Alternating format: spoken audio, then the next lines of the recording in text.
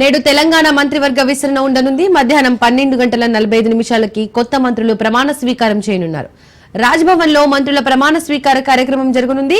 ముగ్గురు కొత్త వారికి కేబినెట్ లో చోటు దక్కే అవకాశం కనిపిస్తోంది.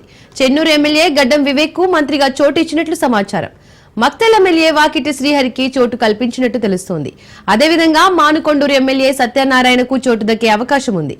మాదిగ సామాజిక వర్గం నుంచి సత్యనారాయణకు అవకాశం కల్పించగా మాల సామాజిక వర్గం నుండి వివేక్ కు, ముదిరాజు సామాజిక వర్గం నుండి శ్రీహరికి ఛాన్స్ ఇచ్చినట్లు టాక్ వినబడుతోంది.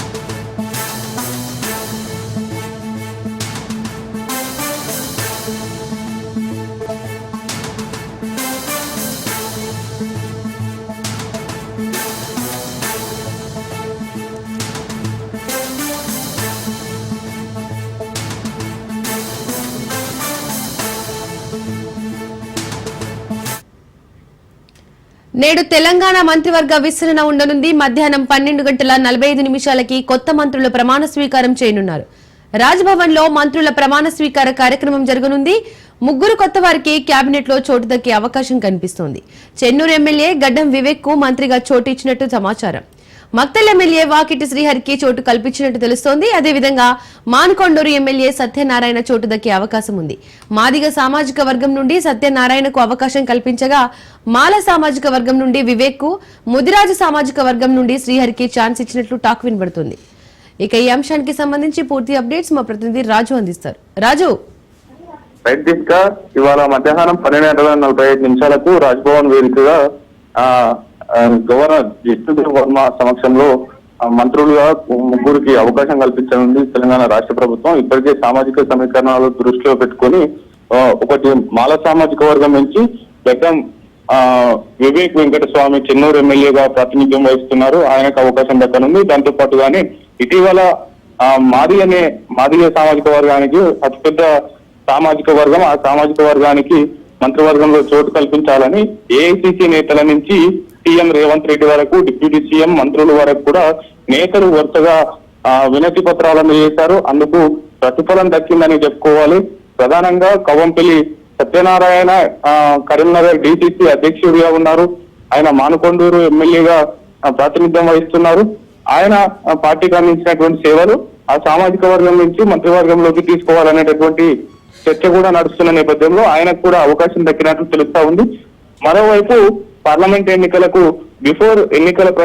పార్లమెంట్ ఎన్నికల ప్రచారంలో సీఎం రేవంత్ రెడ్డి మక్తల్ ఎమ్మెల్యే శ్రీహరి ముదిరాజు మంత్రివర్గంలో అవకాశం కల్పిస్తామనేది కూడా హామీ ఇవ్వడం జరిగింది. వాహకంగా ప్రచారంలోనే బహిరంగ వేదికల మీదనే ముదిరాజు సామాజిక వర్గానికి మంత్రివర్గంలో అవకాశం కల్పిస్తామనేది కూడా చెప్పినటువంటి పరిస్థితి అయితే ఉంది. ఈ ముగ్గురిని మంత్రివర్గంలోకి తీసుకునేటటువంటి ఛాన్స్ కనిపిస్తా ఉంది. ఈ ముగ్గురులో పలువురికి ఇప్పటికే నిన్న రాత్రి సీఎం రేవంత్ రెడ్డి రేపు అందుబాటులో ఉండాలి అనేటటువంటి సూచనలు కూడా చేసినటువంటి పరిస్థితి అయితే ఉంది. ఓవరాల్ గా ఇవాళ 12:45 తెలంగాణ గవర్నర్ జిష్ణుదేవ్ వర్మ ఈ ముగ్గురితో మంత్రివర్గంలోకి తీసుకునేందుకు ప్రమాణ స్వీకారం చేయించనున్నారు. అందుకు సంబంధించి కూడా రాజ్భవన్ వేదికగా ఏర్పాట్లు కొనసాగుతా ఉన్నాయి. నిన్న రాత్రి 12 గంటలకు ఢిల్లీ నుంచి జిష్ణుదేవ్ వర్మ తెలంగాణ చేరుకున్నారు. ఇవాళ ఉదయం పలు కార్యక్రమాల్లో పాల్గొన్న అనంతరం ఆయన ఈ యొక్క ప్రమాణ స్వీకార కార్యక్రమం చేయించనున్నారు. దీపిక, రాజు, మంత్రివర్గ విస్తరణకు సంబంధించి ఆ నేతల స్పందన ఏ విధంగా ఉంది? చోటు దక్కే అవకాశం ఉందని అనుకున్న నేతలు దక్కకుండా ఉన్న నేతల స్పందన ఏ విధంగా ఉంది?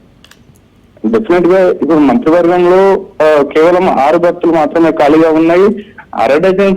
డజన్ కు పైగా నేతలు ఆశావాహులు ఉన్నారు.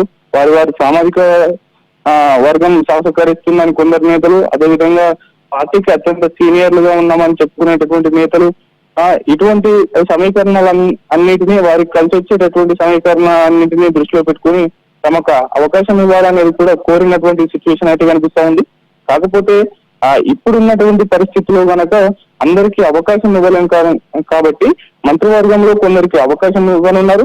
ఆ తర్వాత వివిధ కోణాల్లో ఆలోచించిన తర్వాత ఆ తర్వాత ఉన్నటువంటి రాజకీయ పరిస్థితులను దృష్టిలో పెట్టుకుని మరికొందరికి అవకాశం ఇచ్చేటటువంటి అవకాశం కనిపిస్తా ఉంది. ఆ తర్వాత కూడా ఎవరైనా నేతలు అసంతృప్తితో వివిధ నేతలను మంత్రివర్గంలోకి తీసుకున్నటువంటి వివిధ కారణాలతో తీసుకున్నటువంటి నేతలు ఎవరైతే ఉంటారో వారికి అత్యంత కీలకమైనటువంటి పదవులు డిప్యూటీ స్పీకర్ తో పాటు మరో నేతకు చీఫ్ విప్ పదవి ఇవ్వాలనేటటువంటి భావనలో రాష్ట్ర ప్రభుత్వం ఉన్నట్లు తెలుస్తా ఉంది. ఏది ఏమైనప్పటికీ ఈ ఆశావాహుల్లో కీలకమైనటువంటి నేతలను విస్మరించకుండా వారికి తగినటువంటి ప్రాధాన్యత కల్పించే దిశగా కూడా ఆ డిప్యూటీ స్పీకర్ తో పాటు చీఫ్ విప్ పదవులు ఖాళీగా ఉన్న నేపథ్యంలో వాటిని కూడా భర్తీ చేయాలి. ఇప్పుడు మంత్రివర్గ ఆశావాహులు ఎవరైతే ఉన్నారో వారి సామాజిక సమీకరణాలు దృష్టిలో పెట్టుకొని వారు అందించినటువంటి సేవలు, అదే విధంగా ఆయా జిల్లాలకు ప్రాతినిధ్యం కల్పిస్తూ కూడా పలు మార్పులు చేర్పులు చేసి ఈ యొక్క మంత్రివర్గంలోకి తీసుకోనటువంటి నేతలు ఎవరైతే ఉంటారో వారికి ఆ పదవులు ఇవ్వాలి. తీసుకున్న నేతలకు వివిధ శాఖలను కూడా అప్పచెప్పేటటువంటి అవకాశం ఉంటుంది. ఇవాళకి మాత్రం ఈ ముగ్గురితో ప్రమాణ స్వీకారం చేయించనున్నారు. రేపు లేదా ఇవాళ రాత్రికి వారికి కేటాయించేటటువంటి శాఖల మీద కూడా స్పష్టత వచ్చేటటువంటి అవకాశం కనిపిస్తా ఉంది దీపిక. రాజు.